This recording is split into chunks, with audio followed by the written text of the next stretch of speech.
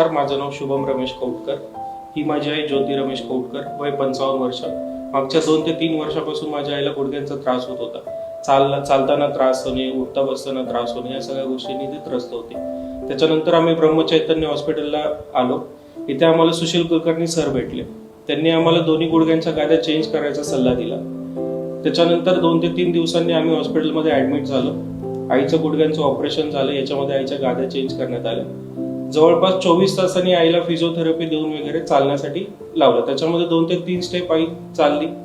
त्याच्यानंतर थोडे दिवस ऑब्झर्वेशन मध्ये होते. ते सगळं झाल्यानंतर साधारणपणे 3 ते 4 दिवसांनी आई व्यवस्थित वॉकिंग करायला लागली. डे टू डे ऍक्टिव्हिटी करण्यासाठी ती हे झाली. वॉशरूमला जाणे, व्यवस्थित चालणे, उठणे बसणे, ह्या सगळ्या गोष्टी होऊ लागल्या.